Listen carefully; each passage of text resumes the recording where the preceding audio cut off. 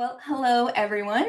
Thank you so much for joining us tonight for the webinar, Disability Tax Credit for Bladder Cancer Patients. I'm Teresa Blondin, the National Volunteer and Program Manager here at Bladder Cancer Canada, and I'm honored to be facilitating this session tonight. As inflation rates have soared, the need for financial assistance from our community has increased. We've had an influx of requests for information on coverage of drugs and accessories, provincial programs, disability tax credits, how to successfully apply for these credits, and so much more. And at Bladder Cancer Canada, we aim to be responsive to the needs of our community. And that's what tonight's session is all about, to provide patients and doctors alike with the tools to increase their success rate when applying for the disability tax credit. So before we dive into the session, just a bit of housekeeping. Your mics and cameras will remain off for the duration of the session. However, we'd love to know who's here with us today. So if you're willing, please drop your name and location in the chat. And please remember that these webinars contain content intended for the sole purpose of information sharing and should not be considered medical advice. And if you run into any issues, myself and my colleague, Mary Lou Cameron, are monitoring the chat and happy to help. So now I'm honored to introduce our first presenter for the evening. We're going to start with Rosemary Hill. Rosemary is a wound, ostomy, and continence nurse from Lionsgate Hospital in Vancouver, BC. With over 35 years of experience, Rosemary has been recognized with the Award of Excellence in Practice from the Association of Registered Nurses of British Columbia. Her past volunteer roles include serving as the president for Nurses Specialized in Wound, Ostomy, Continence Canada, and additionally, she's an active member of the BC Provincial Skin and Wound Committee. She chairs the National Provincial Ostomy Committee and is an expert speaker at national and international events. We're thrilled to collaborate with Ostomy Canada Society and Nurses Specialized in Wound and Ostomy Continence Canada for this webinar. So thank you so much for being here, Rosemary, and I will pass it over to you. Give you a few seconds to share your screen. Okay, thank you, Teresa. I would just like to say it's a privilege for me to be here. I love the opportunity of sharing more information around the disability tax credit and clarifying, because it is confusing. I mean, after all, I think it's a 12-page document, but we are going to zero in on the pages that are pertinent for people with a urostomy. I want to give a little bit of background to the slides that have been prepared. We reviewed them with our provincial ostomy committee. I myself chair that committee with another NSWOCC, and that committee is overseen by the provincial lead of British Columbia, Shannon Hanfield. And so we went through the slides with the committee just to confirm that our information was accurate. And that's why at the bottom of the corner, it says the 2024 British Columbia Provincial Nursing Ostomy Committee. So we reviewed the slides and the information, striving for accuracy. Let's see, there we go. Now, some of you may have seen this brochure about the disability tax credit. Again, this brochure was created by a wonderful steering committee from Ostomy Canada, chaired by Anne Durkee.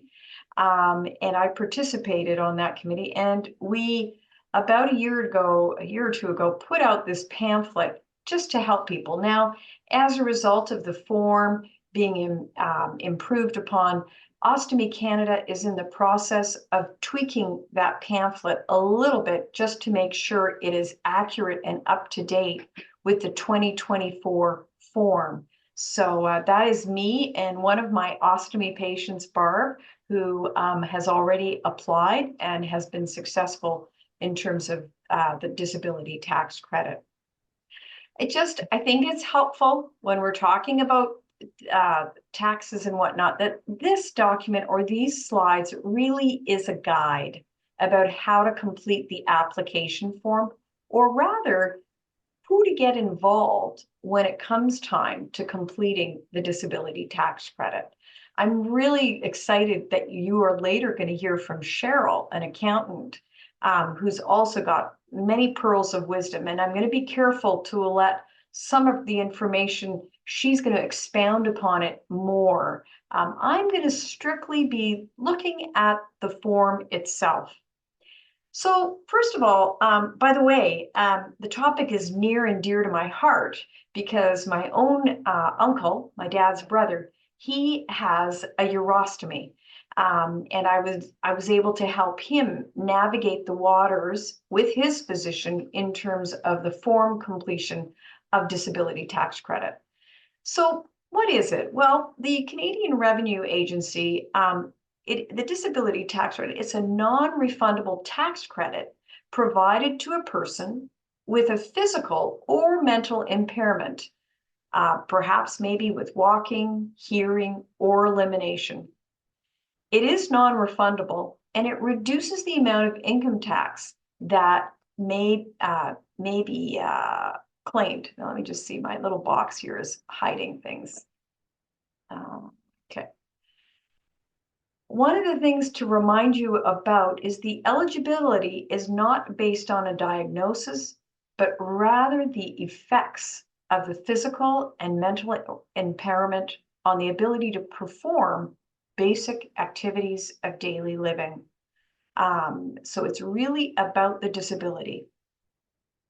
So the person applying for the disability tax credit, and we often shorten it to the DTC, is living with a condition that has changed their body's way of eliminating, the elimination for both urine or stool or both. And a key ingredient is that you must have had an ostomy for at least 12 months before applying for the disability. And we often say the change from a normal elimination pattern is present all the time. My Uncle Robert has his pouch 24/7 and is wearing it all the time. So yes, at least 90% or more of the time, the normal elimination pattern is different for him. And yes, it can take an inordinate amount of time to manage bowel or bladder functions. So there's two parts to the document. A medical doctor or nurse practitioner must complete Part B and certify the disability tax credit application. And the Canadian Revenue Agency approves the application. Now, just as an aside, a spouse or common law partner, a parent for a child under the age of 18, sibling or other relation can apply for the person living with the disability. So where are we going to find the application form? Well, it's called T2201, and you can go to the CRA website and you can download it. And the downloaded document, you can save it on your computer, where you can then fill it in, resave it, and then email it to your medical doctor's office or your NP's office, or you can print it. And so that then you can bring it to your doctor's office by hand. But the key part in this is you need to do Part A, because really Part B is the responsibility of your physician or NP. So now let's review the disability tax credit. And this is page 1. And it really is quite straightforward. You're going to pop in your name, your last name, your social insurance number. Section 2, that is if you are claiming the disability for perhaps your spouse who might be cognitively impaired. Or if you are a family member claiming the disability amount, add your signature to the bottom of the page, okay? Most of my patients tend to be in the top category of Section 1, and they are completing it on their behalf. And so the next part, again, quite critical information, as I just met a lady who has had an ostomy for over 10 years, didn't know anything about the disability tax credit. So when she is completing the form, right at Section 3, I've asked her to consider ticking the yes, because we want the CRA to look back over the last 10 years where she's had a permanent ostomy. And so in this section, just to reinforce, you're giving permission for the CRA to adjust your previous tax returns because they are recognizing you actually were eligible for the disability tax credit for the last 10 years or more. They backdate it 10 years, and you just tick the yes portion. And then you are now at this point going to add your signature because it is you that is completing the form for yourself. Now, here we come to the eliminating portion. And this portion is your doctor or NP must complete this page, but you can provide information of your situation on a separate piece of paper to help them complete this section, because after all, there's many people have had to change family doctors as people have retired, and so this doctor may not know you as well and not have the details of when you had a urostomy. So here are the key words that you would like your family doctor or your nurse practitioner to consider when they are completing section B. The key words being, it takes an inordinate amount of time to personally manage bowel or bladder functions, or ostomy surgery has resulted with you being markedly restricted in eliminating, even with a device that you wear a pouch to hold feces or urine, and indicate if your spouse or your partner needs to give you assistance with ostomy care. Again, the Ostomy Canada is working on a updating the disability tax brochure, and page 3 of the DTC application form, there's some bits of information about that in the pamphlet. So I think I want to take a minute also just to acknowledge the amazing work of Ostomy Canada and working with the disability tax credit, trying to get around awareness to both physicians, nurses specialized in wound ostomy and continence, but also to patients who have an ostomy for more than 12 months.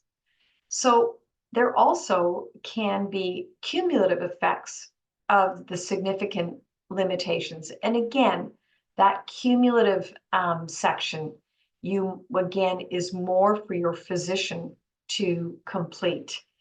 And again, putting the year is important. Again, this next page here, the certification, absolutely is for your physician, nurse practitioner, and they include their medical license number, their address of where they work, and that is essential that is completed. When you go, actually, you know what, when I look at the form and go further down, for my people in British Columbia, we indicate where the form should be mailed to, and our forms go to Winnipeg. So keep an eye out on this page just further down. It's going to indicate where you live and where you should send this completed 12-page document.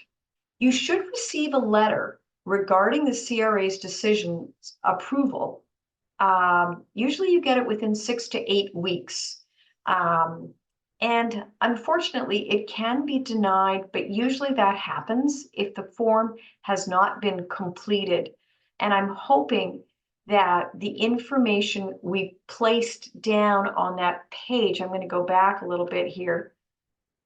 The keywords, those keywords are essential for your medical doctor and your nurse practitioner. And they usually are, as a result of using those words, the applicant is generally successful in receiving positive information back from the CRA or the decision to approve the application. If you have not heard from the CRA by week 8, you might want to contact your doctor's office to see if did they remember to send the form in? Was it sent to the appropriate address for that province? And maybe the CRA requested more information and a letter went back to your doctor's office. You know, there's many a person can take the forms to their doctor's office, have them completed and signed, give the physician or NP sufficient time, and you too could be the person to say, I'll just come back within the week, pick up that paperwork, and you mail it in yourself. And then you're absolutely certain you know when it went in, and you can begin to count the 8 weeks from that time period. So once it is approved, you then can claim the disability tax credit on your income tax return. And if you asked for a tax adjustment and are approved, it takes several weeks following the CRA's approval for you to receive a check. So first of all, you receive notice to say, yes, you've been approved. And then there'll be a subsequent letter indicating how much money or a check that will be issued to you regarding the past years where you really should have had that adjustment to your income tax return. As the years go by, the CRA may request you to reapply for the disability tax credit. You will be notified by letter, and your tax return assessment notice will indicate the need for you to do this. So just read through that tax returns assessment notice to say, oh, it'll say, by the way, next year we would like you to reapply for the disability tax credit. Usually happens maybe every 5 years, 6 years or more.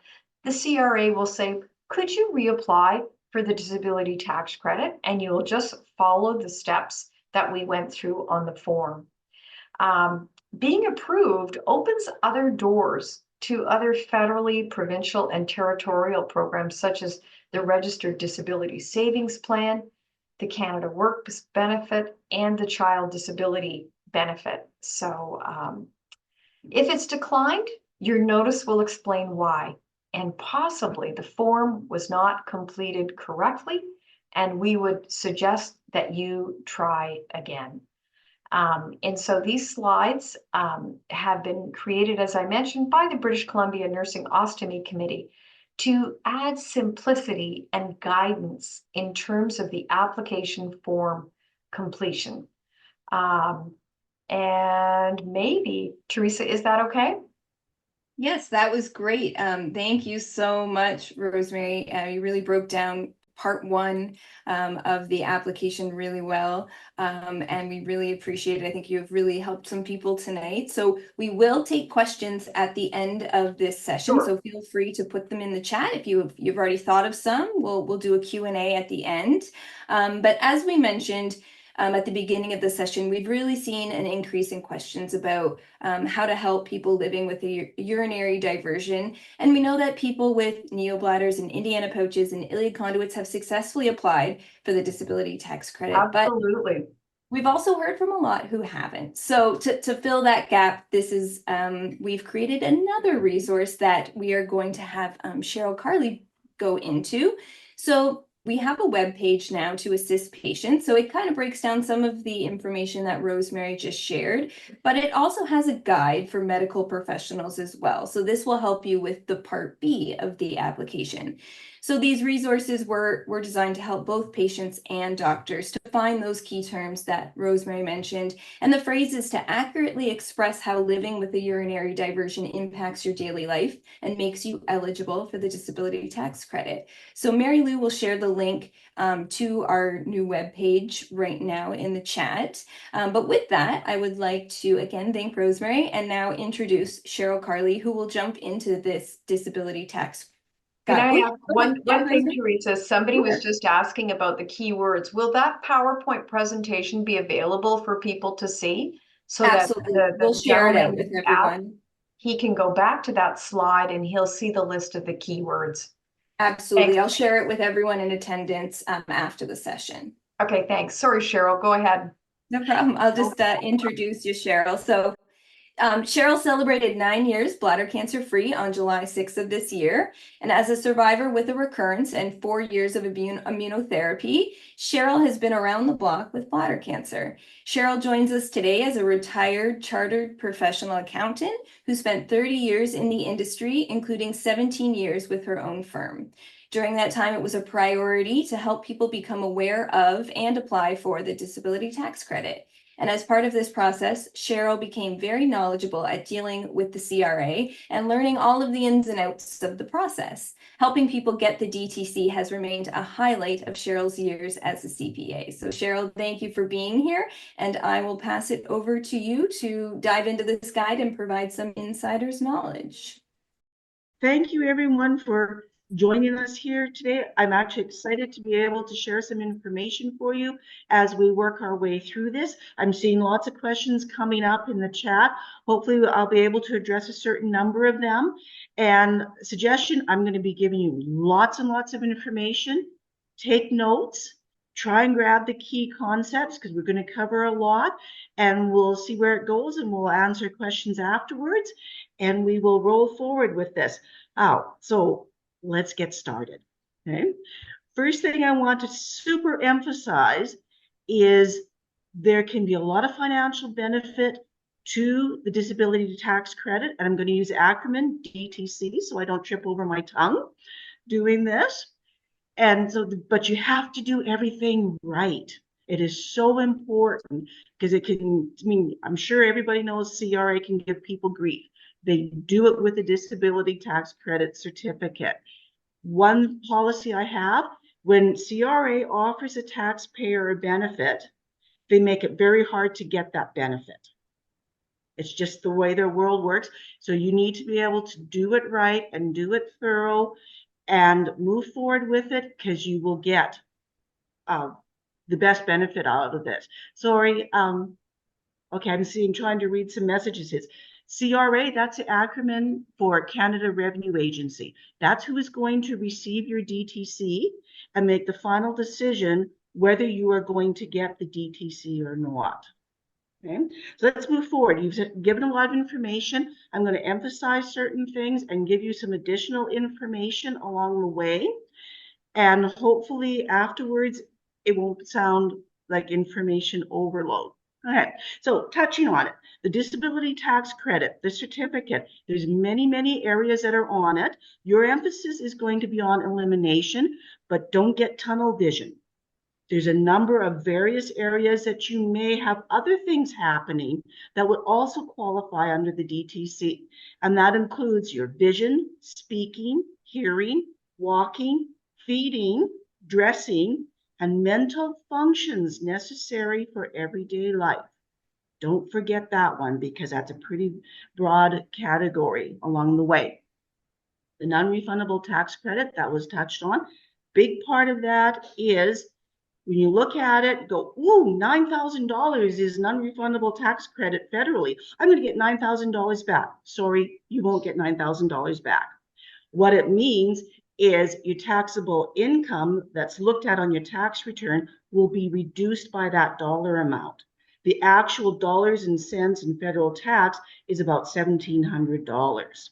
Okay. I know there was a message on here about, well, I don't pay taxes. Is it of any benefit? We will touch on that at the end, but in addition to that, you can transfer the DTC to a qualifying individual if it's not going to benefit you. The way it can benefit, reduce the amount of taxes that you owe, or increase a refund. And if it does neither, look around to see if there's somebody else you can transfer that to. That's a little bit beyond the scope of what we're going to look at. We'll give you information so you have the awareness of it and you can look further into it. Okay. And there was a comment made about the disability required to last 12 months or more. Yes, that is a strict requirement. You can apply earlier though if it's expected to last 12 months or more. And quite frankly, if you've lost your bladder, I don't think it's going to be any shorter than 12 months. It's going to be for life. So keep that in mind. Expected to last 12 months or more. Okay. Eligibility. You'll notice in the beginning of the form, There is a section there that says you don't have to have a diagnosis. That's almost like a trick question, because further down the form, it says, wants a doctor to fill in what the diagnosis is. Much, much better if you have a diagnosis, should be straightforward for everyone that's involved today. But keep that in mind. Diagnosis is like getting the slam dunk along the way. Big part of this, daily living. There's two key words that are absolutely essential to this. The DTC has nothing to do with whether you can work or not. That is a whole different area. Daily living is what it's all about. And that comes back to your vision, speaking, hearing, walking, feeding, dressing, mental functions, elimination. If your doctor puts the word work anywhere on that form, guaranteed to be denied. And if you try and reapply or do anything else about it, it'll just constantly come back. Work. This is for work. You will be denied and you will never ever see the DTC. So always be very, very careful on that one. And as a side note, housekeeping is not considered an act of daily living, according to CRA. Even though we wish it was, it doesn't include in there. Okay, so moving on, again, coming out of this, daily living, essential.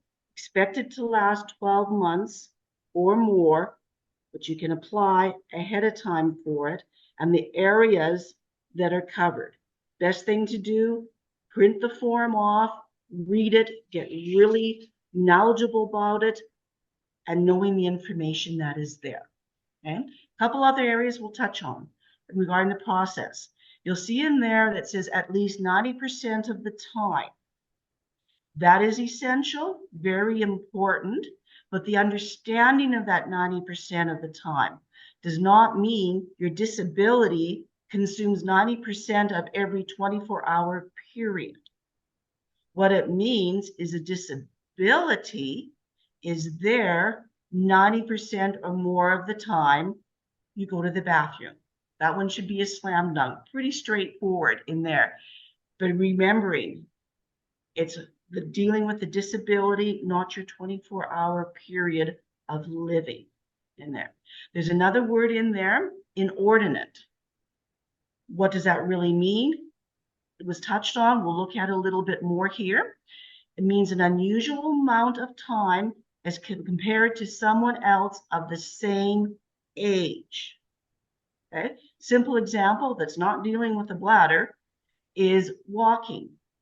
If it takes you 3 times longer to walk a block than someone of the same age as you, it's an inordinate amount of time. Don't compare, you're 60 years old, don't compare yourself to a 20-year-old. Okay? In this situation, you're looking at someone who has a bladder versus your situation. Okay? And along the way, you need to include all the time necessary. That's before, during elimination, and after elimination. Okay? And that can even include preparing the materials that you need to go through your process. Include all those times these in there too. How do you keep track of it? Consider keeping a journal. Doesn't have to be detailed about what you ate for breakfast, dinner, or supper, but a journal that reflects your disability and the time it takes you to perform those functions. That way you have it written down. You're not trying to go from memory. And if it's written down before you take it into a doctor, because sometimes that can make a difference, sign and date it. It's worth its weight in gold because CRA may request that. And if it's something that was prepared prior to CRA's request, it is gold. If you prepare it after CRA's request, they usually won't give it any credibility because they think you have an ulterior motive along the way. Okay, so there again, the disability is there 90% of the time that you are performing the functions related to your disability. Okay, inordinate takes up to 3 times or more longer to basically do elimination as compared to somebody that has a bladder. Market restriction. That's another key area that we need to look at.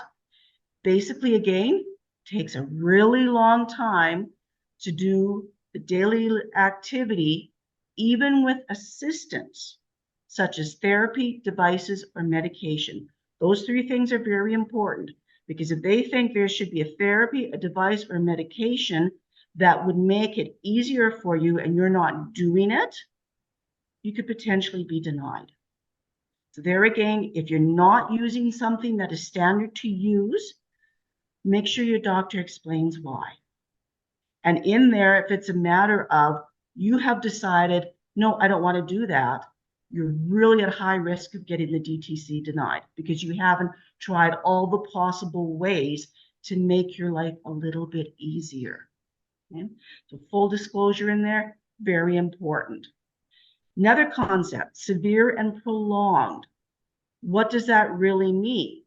That means even with assistance, so again, going back to therapy, devices, and medication, your ability to form daily function of living is greatly impaired and is expected to last for at least 12 months. Well, it's going to last the rest of your lifetime, basically. So that's a slam dunk in there again. Sorry, I use that word a little too much. But again, to remember that severe and prolonged, that should be a non-issue in your situation. Your doctor has to make that very clear on the form itself. Okay, so a couple of concepts. I'm moving on here to filling out part A. In there, when someone else is claiming the DTC, very important to show the other person who you want to claim the DTC that you can't claim or can't use in full supports the person with the disability. And this is strictly CRA's definition. Don't look anywhere else. It's CRA's definition of this support. In this area, very important, if you're going to use it, don't shortcut it. Don't try and just give a little brief explanation. You have to do the mileage in regards to it, because there's a number of circumstances that can impact who that DTC can be transferred to. A lot of this goes beyond the scope of what we're looking at. So if you're in that situation, you need to gather more information in regards to the guidelines of what they're looking at. Key to it too, if you have someone, getting concepts to remember if you're in this situation, the person that you want to transfer to really supporting the person with the disability, or you're just going to pretend they're supporting. CRA's been around the block many, many times. They know all the ropes. They know all the little tricks. They will catch you if you're not being completely honest and fully disclosing it. One key area, if you're in a nursing home or assisted living, is where the person with the disability is. It gets way more complicated to transfer the DTC. Why? In a nursing home or assisted living, someone else is supposed to be caring for them, not you. You can build a case for yourself. The key to it is the supporting person is paying for the stuff required to live that goes beyond the nursing home fee. So that's food, shelter, clothing, incontinence supplies, any of those types of things. Shampoo doesn't really qualify. Those are the key areas that you need to look at that support is showing. If you're paying the nursing home fee, you need to be able to demonstrate the person with the disability is not able to pay it. So just saying, oh, you could pay it, but I'll pay it for you, or transfer the money to me and I'll pay it to make it look good. Sorry, CRA's been there. They've seen that one. Okay, so that's just a quick recap in that area. If you're looking at transferring, make sure you educate yourself appropriately. Couple quick notes on the adjusting for prior year tax return. Yes. If you've had it for years and you haven't applied, do it. Ask to go back to the prior years. It can be significant of what you can see for a refund. 10 years is how far they will go back. So for example, if you file your DTC form this year in 2024, and your disability started in 2000, they will only adjust your tax return back to 2013, the 10-year limit. Okay? No matter when you're started. Those 10 years are priceless when you get your refund. If, as another example, your disability started in 2020, then they will only adjust back to 2020, but it's worth it. And the process of doing it when you want your DTC to be claimed by another person and for prior, especially for prior years, send a letter requesting it. There is a form called the T1 ADGE that you can fill out making the request. You will torture yourself if you try and fill out that form. It's really complicated. As an accountant, we pushed a button, the software did it for us. Is what would happen. So fill out a letter saying this is what you want done, send it to CRA, and they will do it according to your letter. So make sure you get your letter right, because if you miss something in there, it won't happen. Okay. The interest you receive on refunds from prior years is taxable in the year you receive it. If you miss putting it on your tax return, CRA will catch it and put it on there, but then they might charge you interest, and in certain circumstances, you might get a penalty for it. So capture it when you do get it. It will be on your notice of assessment, or sorry, notice of reassessment that you will receive once these are adjusted. Quick note, legal representative, if you have someone with power of attorney or a legal representative for the person with the disability, make sure the forms are submitted to CRA and approved by CRA ahead of time. Make your life way easier. If you think that you're going to take your DTC and your power of attorney documents and put them with your tax return and send it to the government, it's going to take a long, long time for those things to get through the system and could boomerang back at you with CRA saying, no, we're not giving you the DTC this year because we don't see anything approved for it, and it can get kind of messy. So send your DTC in ahead of time if you can. Okay. So I'm going to move now to the medical practitioner section. Couple items to note here.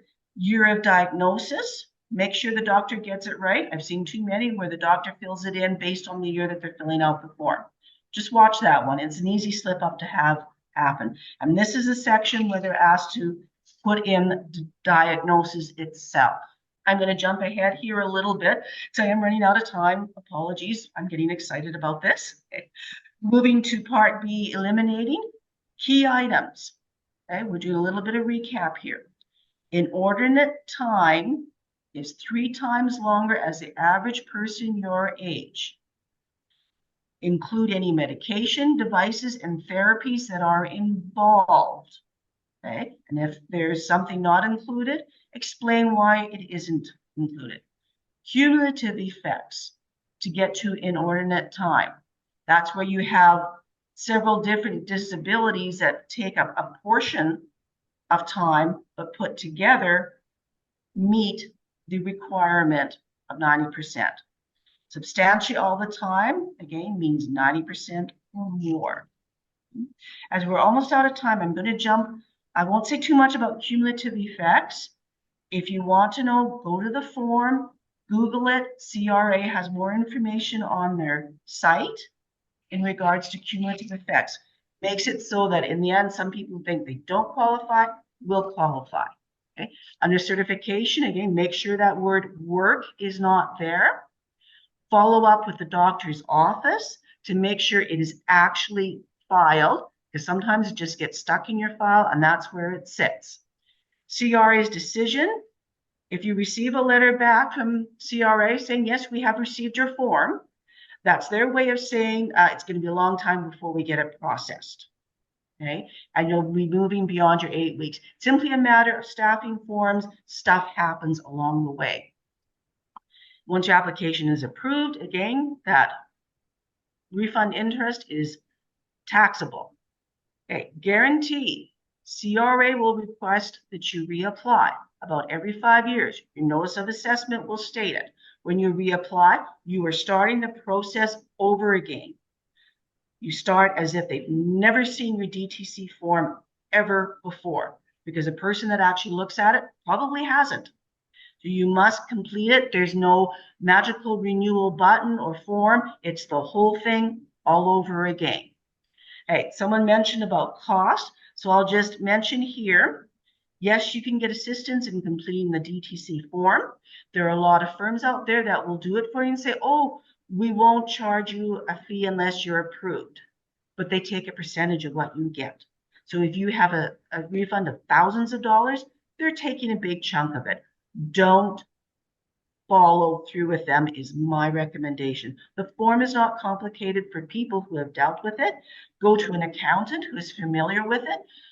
Find out the time that they will, what their costs will be, and move forward from there.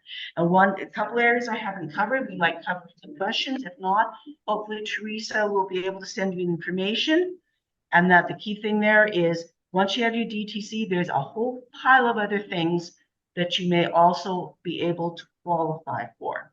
Okay, so that's a quick recap. Again, go to the form, read the form, learn the form, Google the concepts, go to CRA's website. There's lots of information there to follow through on. Sorry, Teresa, I'm 2 minutes over, but back to you.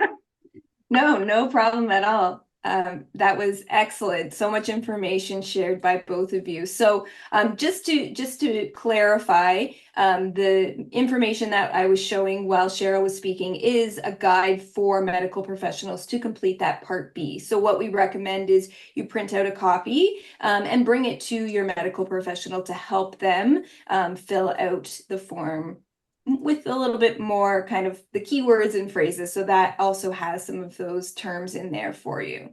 So I know we have lots of questions, so hopefully that will cover any of the material that you weren't able to, Cheryl, and maybe if there's time after, you can add in a little more notes and tips and tricks. So first question, I have a neobladder, but I don't have any issues urinating. Am I eligible? That would all come down to the time factor. So think about it for elimination, what you did before, I'll be blunt. You sit down, you pee, you clean yourself, you leave. What are you doing now? And keep it in mind, what did you do before you eliminated and after? What kinds of things do you have to do to prevent infection? What processes you do? Is there something that you have to do every now and again, but maybe not every day? Now, there isn't a specific hardcore guide, but generally what they look at is 14 hours or more a week, okay? It's not hard and fast rule, but if you keep that in mind, if it takes you an extra 14 hours a week, you have a good chance of getting it. And also keep in mind, are there other areas that you're affected? I was thinking that some of my neobladder patients do have to do bladder irrigations.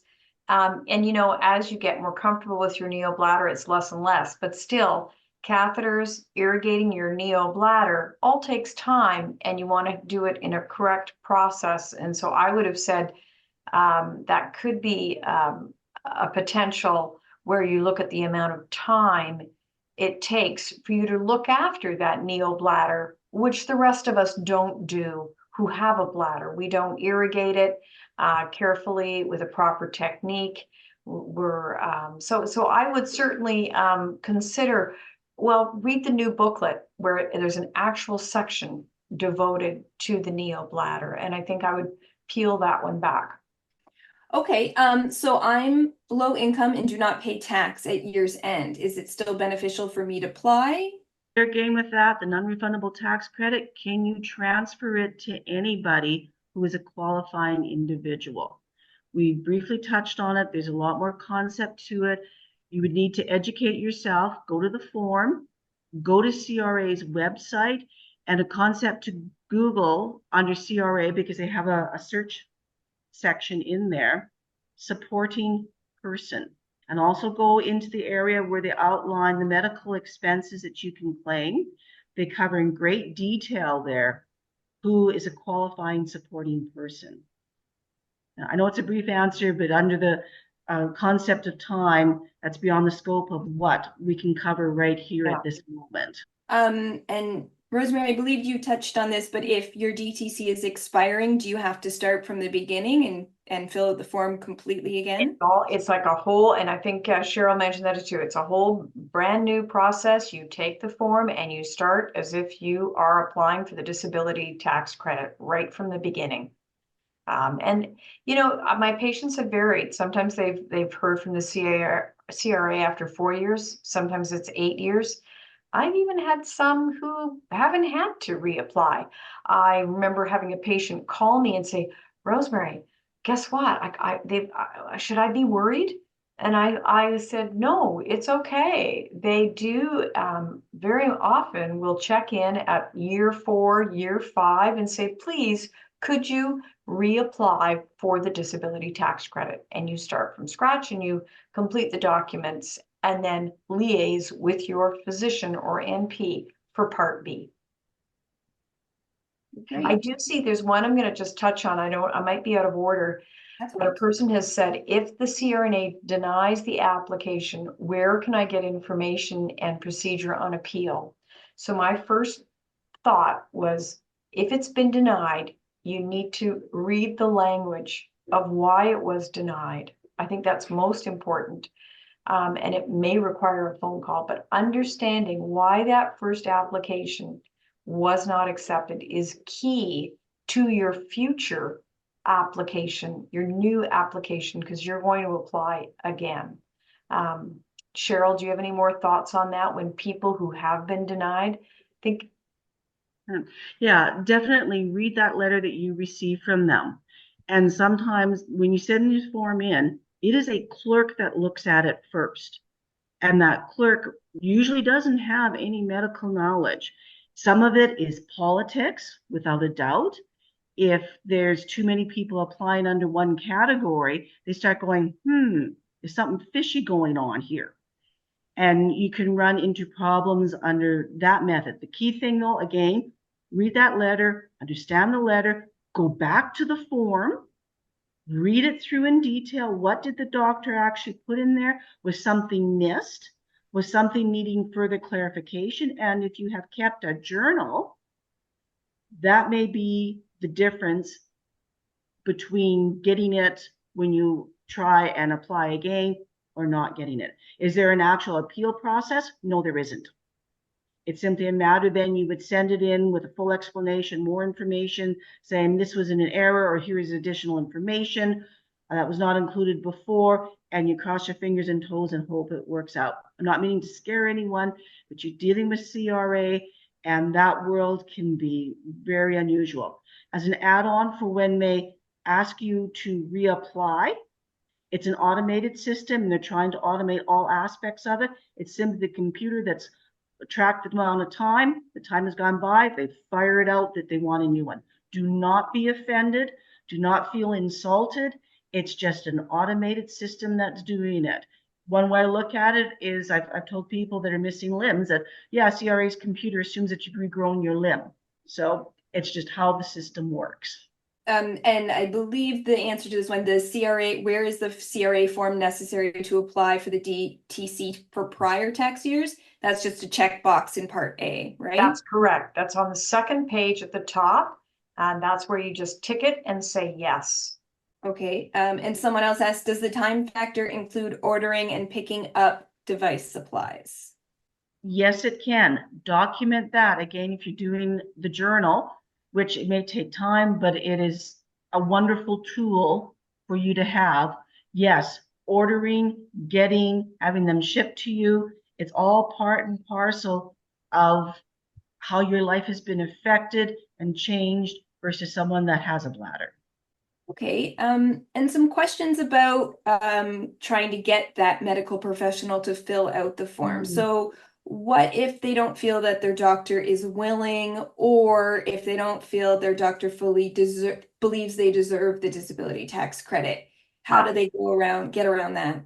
Well, I want them to go, I would recommend that pamphlet that Ostomy Canada created specifically for, well, for everybody. But often I tell my patients, go to the office with the pamphlet or this beautiful document that you have created now. will indicate very clearly that yes, indeed, medical professionals, people who have an ostomy 12 months or more are absolutely eligible for the disability tax credit. I take it one step further and I say to my patients, have the physician, I would like to engage with the physician or the NP about the disability tax credit because they may not know all about it. And I give the patient my name, email, phone number, so that because I want to make it very clear, they are absolutely eligible for coverage when you have an ostomy 12 months or more that is permanent, or just simply 12 months or more. So, because there are some people who have a temporary, not so much in the bladder world, I went to my other world, but all people with a urostomy, indeed, it is absolutely permanent. It is permanent, and so therefore they are up, if the form and everything is done correctly, 100% they should be eligible for the disability tax credit. And I will comment again, advocate for yourself. You have a team of medical professionals around you. You know what they're like. Pick and choose the one that you really believe will advocate for you. And it might be your urologist or it might be your regular doctor. Okay? And it doesn't always have to be a doctor. Yeah, I've seen people where they can't find anybody to fill the form out because they refuse to fill the form out. Again, look at who is in your team, if they are a qualified individual, and that information is given on the form, who's qualified to fill the form out. I mean, just don't choose a speech pathologist to fill out your form for elimination. In there, it has to be relevant. And yes, there's doctors out there who refuse to fill the form out. Also keep in mind, because I don't think this has been mentioned along the way, doctors will charge a fee for filling out the form. That fee varies. That fee, though, becomes a deductible medical expense on your tax return. That's a good point. Okay, perfect. And Cheryl, you mentioned, I believe, keeping a journal about the time it takes for you, things like that, to really help strengthen your case with the doctor. Do you recommend people send in that journal with their application? I would recommend keep it. You have a copy, provide a copy to your doctor so they can understand better just what you are going through. Some doctors will send them in because once they have the journal, it's under their control. Other times, generally, don't send it in. There should be enough information on the form to support it. If you're denied, then you have this additional document, as in, here is some additional information.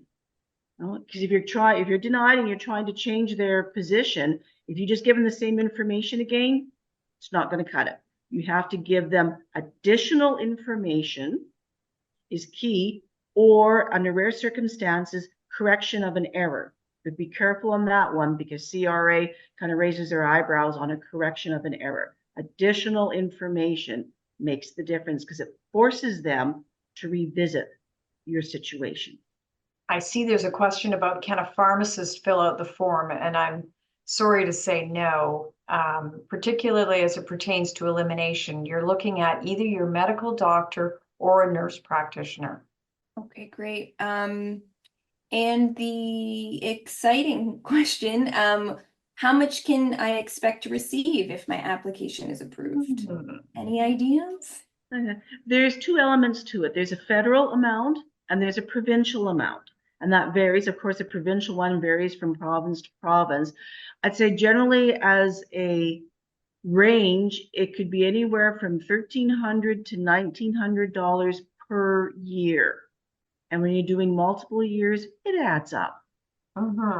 Absolutely. Yes, I have to say that I have had patients who they've backdated it 10 years, and it is a substantial check.